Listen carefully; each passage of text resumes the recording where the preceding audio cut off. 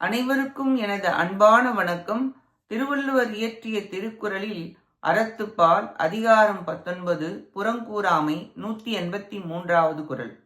புறம் கூறி பொய்த்து உயிர் வாழ்தலின் சாதல் அறம் கூறும் ஆக்கம் தரும்.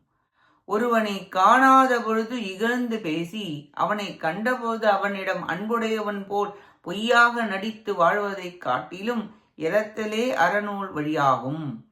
புறங்கூறினால் பாபம் வரும். இத்துறையில் வேலை செய்தாலும் அதில் இருப்பவர்கள் மன தூய்மையுடன் இருக்க வேண்டும்.